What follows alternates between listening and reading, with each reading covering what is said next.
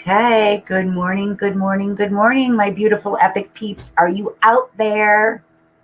How's everybody doing today? Happy Thursday. It's almost the weekend. And my favorite weather person, I won't mention their name, told me that this weekend is going to be a beautiful weekend. I'm so excited. So I'm going to wait a few minutes as I see some eyes. Come on. Hi, Lisa. We see you. Thank you. Just to be sure that everything is transmitting out there in the tech world okay. I see one eye. That's Lisa. Thank you. Um, Anybody who is hesitating coming on, please, this is going to be a very heartfelt and informative conversation that I'm going to be having with our guest, Gary. I'll bring Gary forward in a few minutes as we get more eyes on us and I go through what I call the housekeeping, right? So who am I? Who am I? And I want you to remember that because it's going to play into this conversation. My name is Samantha and I'm the co-publisher and co-creator of E.P.I.C.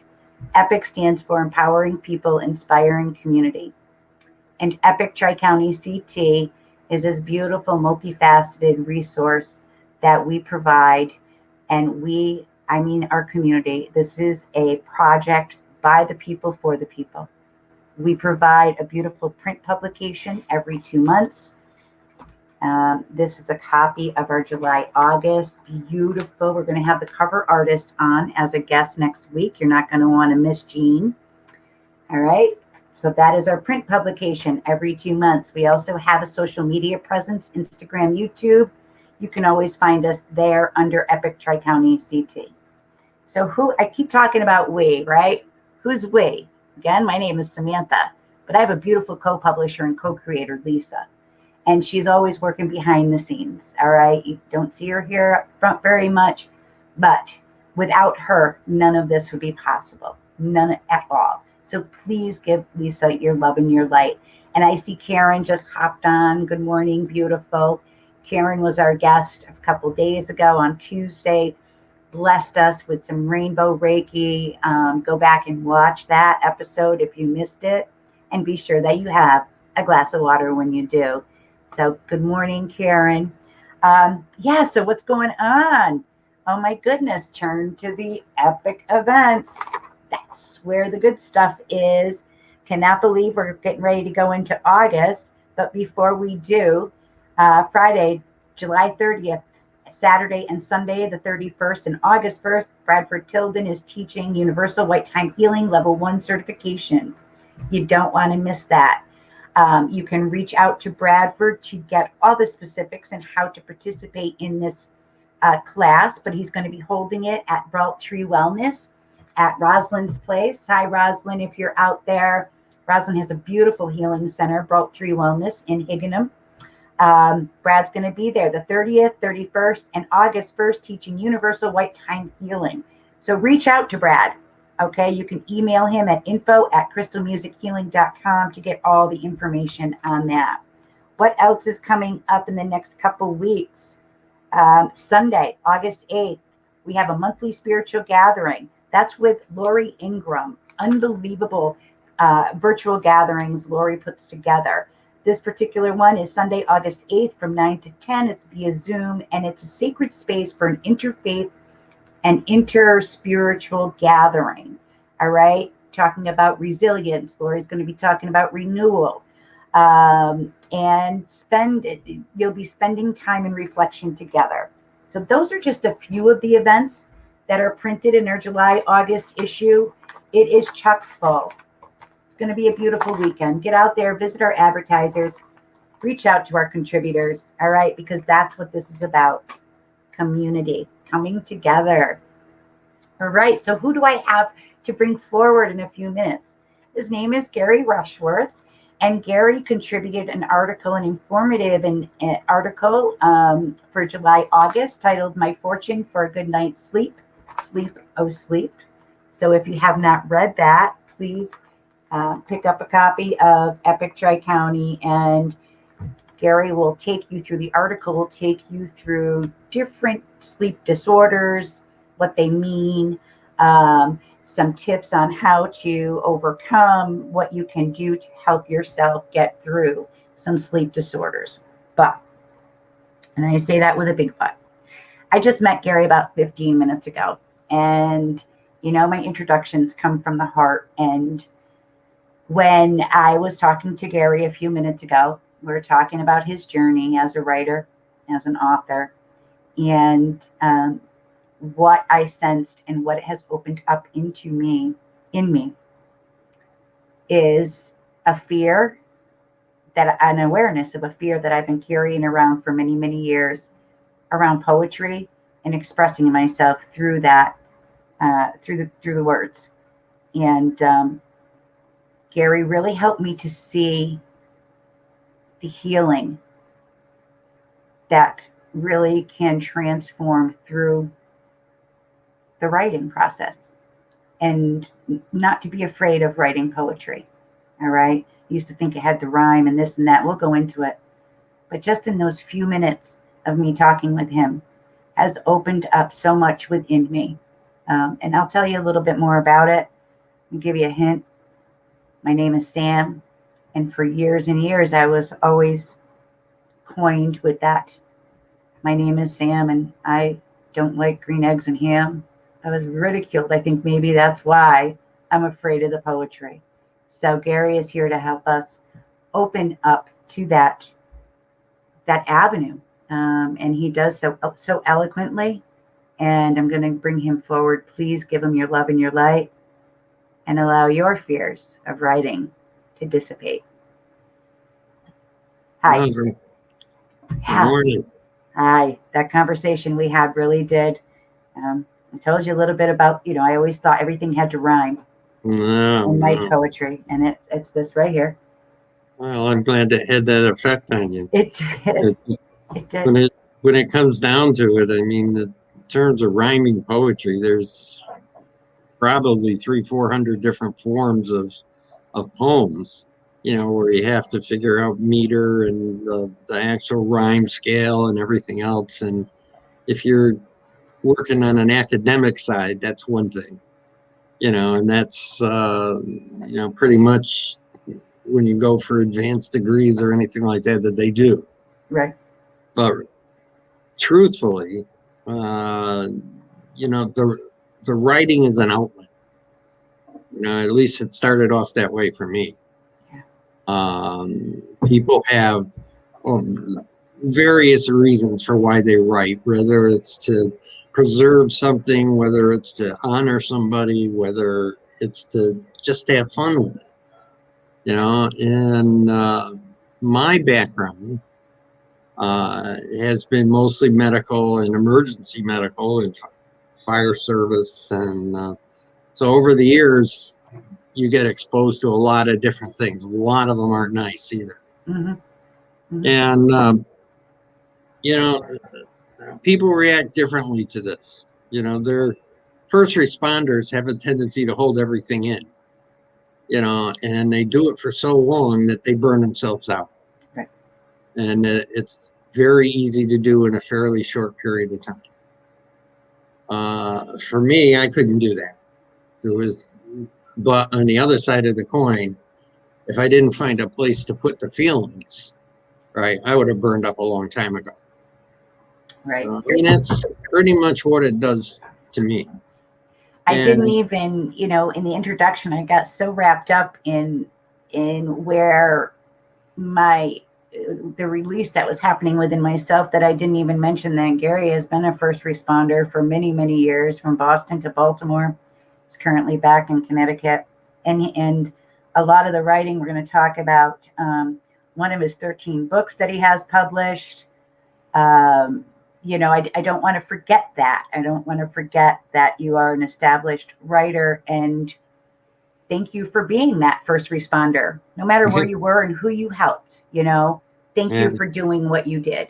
Mm-hmm. And now to be able to show people and to share these healing, the healing words through your poetry and writing, and to what I got is a freedom, like a sense of freedom for the first responders that do hold it in, to turn to this book, the poetry book that we're going to talk about. And I'm sorry, I'm all wrapped around my words. I'm getting emotional. But to turn to your tools that you have to help them release, open up, first responders or anybody, you know? So can you tell us the name of the book and how we can find it, and then a little bit about how it came together for you? Well, the book itself is called Poetry of a Failed Society. And it started 40 years ago. And essentially, it's a book about trauma patients and situations and things I've been exposed to. And it's roughly about 70 different poems. And some of them are quite on the graphic side. But there's beyond that, there are still those that I haven't been able to write yet, you know, because they hit too close. Mm-hmm. I mean, that's coming, but, you know, eventually. The book, it's was published through bookbaby.com, and it's currently through their bookstore, and it's on Amazon, and it's on Barnes and Noble. Okay. And it's only been out for about a month, so we'll see how it does. Okay. But anyway, it goes into a lot of different things, and it goes back to this one thing that's always kind of pushed me forward was I wrote because it helped. It yeah, you know, helped me record things, it helped me remember things, it helped me just deal with stuff. So the writing helps, but you also get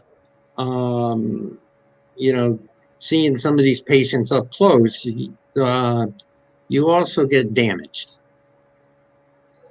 Writing it out as a poem is what helps you repair the damage. That's probably the best way of putting it. Yeah. Yeah. And, you know, that's worked out really well for me. And not well in the terms of, oh, yeah, I made a fortune off the book, but just kept my sanity. Right. You know, Right. and, you know, it started, well, it started when I was in high school. That's when I took my first, taking a creative writing course at the time.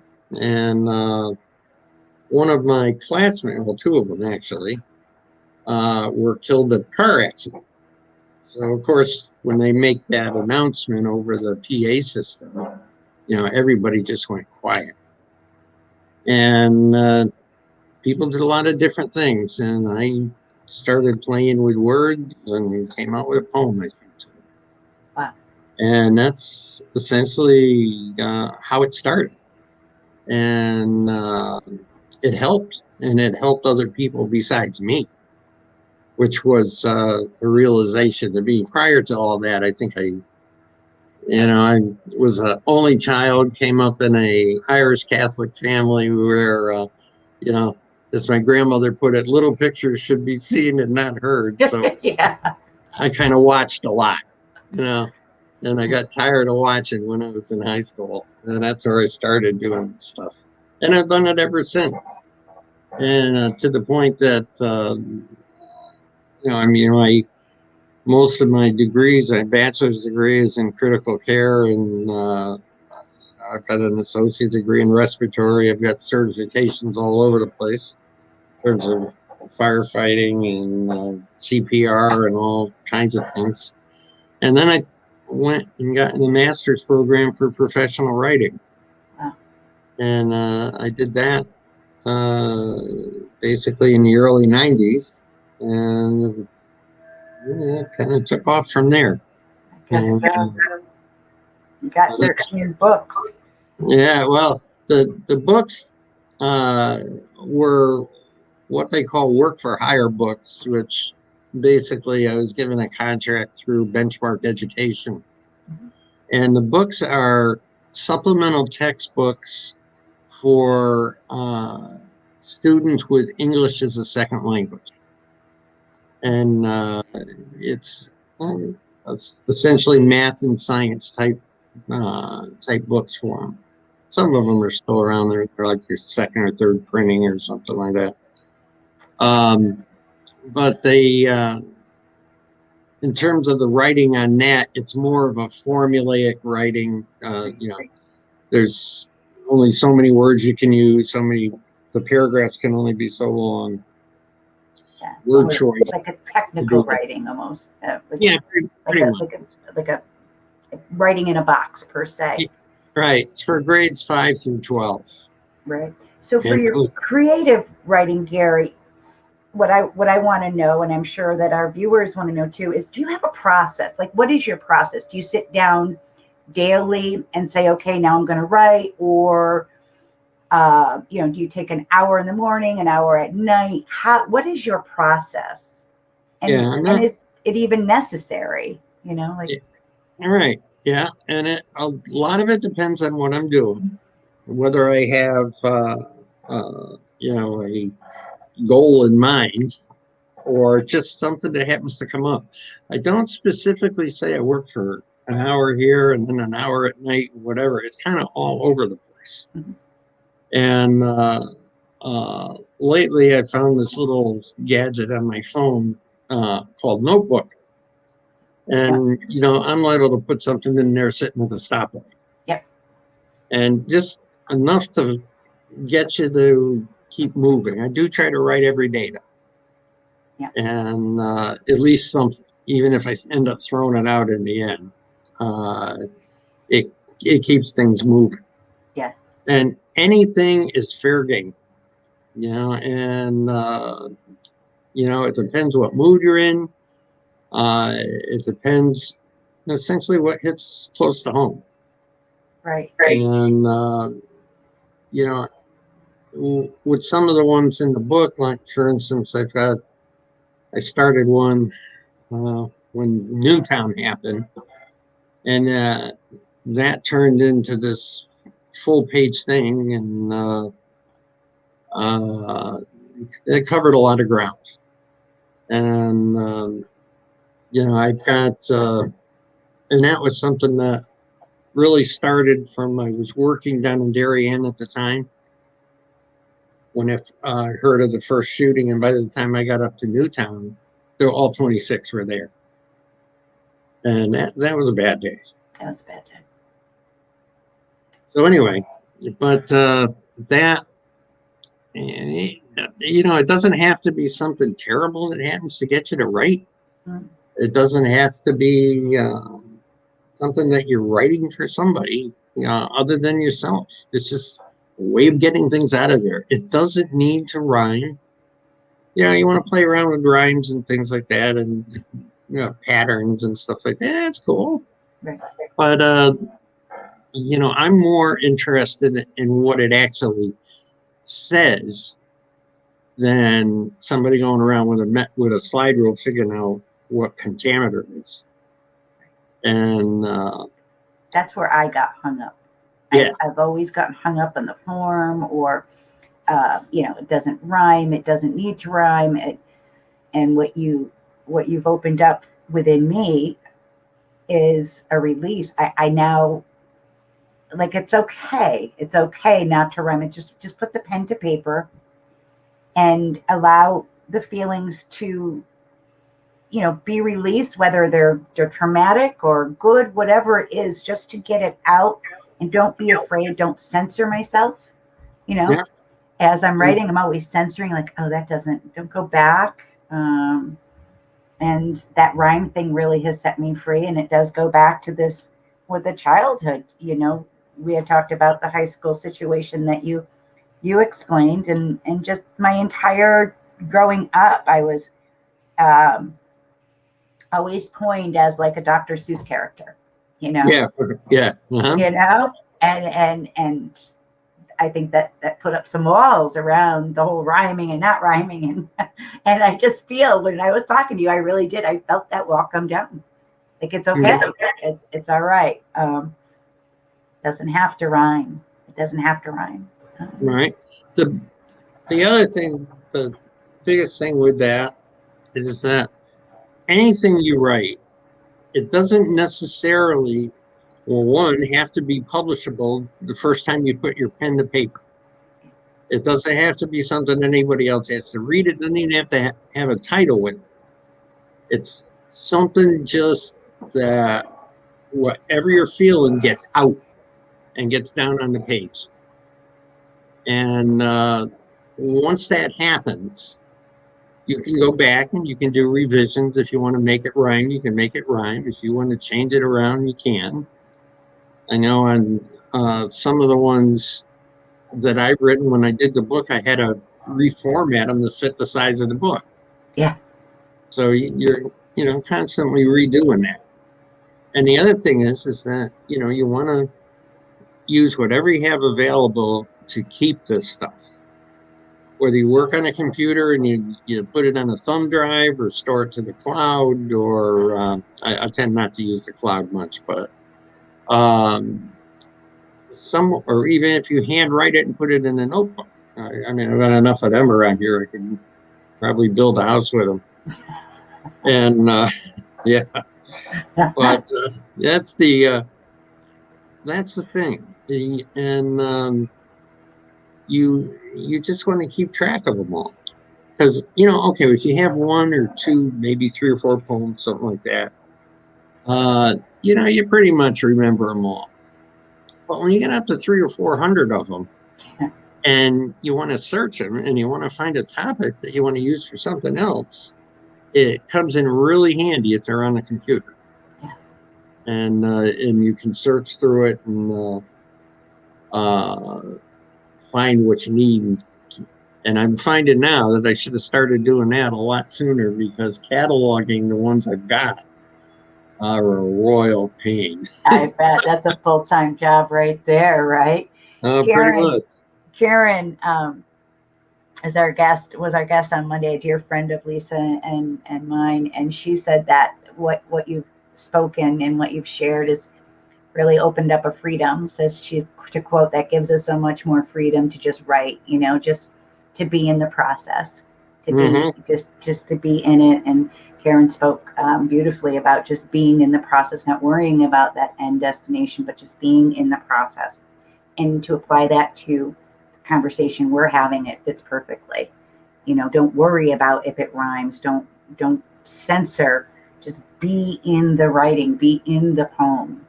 Allow it to just flow. And then, like you said, you want to go back and publish. Okay, that's cool.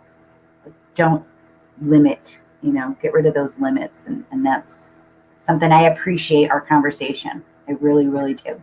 And, everything that it opened up. The other thing, sorry. No, I want to hear your thoughts. You go ahead. I was going to say the other thing too is not to limit yourself to just the poetry. All right. Try short stories. Try to make a chapter from a novel, or any number of different things. You have a weird dream, write it out and see if you can flesh it out to something else. Right. That's the work part of it. Yeah. For some reason, the poetry comes easy to me, and I've never had a problem with it. And you sit me down for an hour or so, and I'll come out with something. I love it. And what I'm feeling and seeing is, first responders all around the world getting their hands on this book and being able to release through shared experiences and I don't want to say shared experiences, but shared emotions, shared feelings.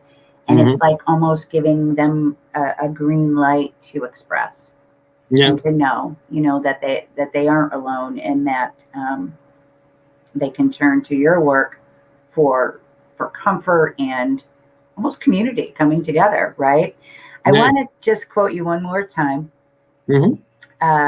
In the bottom, in the bio, Gary had quoted, "Writing has always been a way for me to deal with some of life's harsher realities. The writing helps, but poetry heals." Right. That is going to stay with me forever. That's going to stay with me forever. And through our discussion today, you've really opened my eyes, and I know the eyes of our viewers that are watching now and that'll watch later. There are eyes and our hearts on how how writing can be that healing modality, quote unquote. And thank you for giving us permission, you know, Yeah. for giving There's us permission. another thing people may be interested in is, especially around this area up here, writing tends to be pretty solitary at times, and especially if you work from home, it's in you and the shadow or you and the cat that Yeah. are bouncing stuff off each other. But when I first moved up here, now this COVID thing kind of screwed everything up. But I was up in Southbury at one point, and of all things, I was at a stoplight, and I just happened to look off to the side, and here was this building where on the front of the glass, it had writing and art and photography and all this stuff on it. It was from Arts Escape. Yes. Yeah, well, went in there. I've been part of that now for about 4 years. Have you? Yeah. Oh yeah, yeah, and they're getting ready to start opening up again. We do a Zoom meeting every the first Thursday of the month at 7 o'clock, and essentially on the writings. I mean, they do art classes, they do Mm. writing classes, poetry, you name it, they do it. And probably the biggest thing with that, other than the information you glean from being in these programs, is you meet a lot of people doing the same thing. And the same thing in terms of writing poems or stories, but it's all different. Yep. And it's a really good group. And then once a month, they also have, actually, I don't think they've started up yet. They have readings. One is up at Hickory Stop Bookshop up in Washington Depot. And then there's 4 or 5 of them around. We were doing it on a weekly basis down here, too. I love it. Do you know that Arts Escape has been featured in our free listing, Good Karma, for months and months and months? And thank you for pulling that all together, Arts Escape for community, right? Yeah, it's a really good program. It really is. When you couldn't go actually into the office, they had to close it down. Yeah. But the last thing I heard is they're reopening again in September. Yeah. Nice group of people. And like you said, it's writing, there's sculpting, there's music. I mean, it's just this beautiful community. I was not aware, and thank you for sharing, that their activities tied to or connected with Arts Escape, but throughout other areas, the readings that you spoke of. I was not aware of that. So thank you for sharing that, Mm-hmm. Yeah. All right, my friend. I am excited. The half hour has flown by, like I said. We've shared all the contact information on where everybody can purchase your book. They can contact you using the links on our website through your beautiful contribution, which is the article on sleep. Everybody check that out. Is there anything else that you want to leave us with, Gary, before we wrap it up? That should do. You have my email address and all that. Because they want to call, they can call. It's grushworth53@gmail.com. And the phone number is 203-837-7519. All right. And yeah, I'm pretty much always around. So. All right. So we have the email that is going in the comments. Lisa's going to put the phone number in there. We have links to your contact information through the bio on our flip book, our live, our online version. And yeah, I hope that now that we're starting to reemerge, maybe I'll see you at one of these writing workshops. Yeah, it sounds good to me. But I do thank you. Oh, no problem at all. And I should be having a website getting put together in the next month or so, but it's still not ready yet. There you So go. anyway, I'll let you know all about that. Perfect. All in perfect timing, we know, right? Everything takes time, and I don't know. I feel a great sense of gratitude. So thank you again. Thank you. Oh, no problem at all. And everybody that's watching, as we go into this weekend, please, please, please have fun. Number one, have fun. All right. whatever you're doing, whether it's writing, whether it's traveling, have fun. Be in the process, like Karen L says, or Karen L. As Karen says, be in the process, all right? Be in that moment. Be safe at whatever you do. Just be aware of things that are going on around and within you. Care for yourself. Be you. Don't let anybody else, tell you what you are or who you are. Be you, because you are beautiful.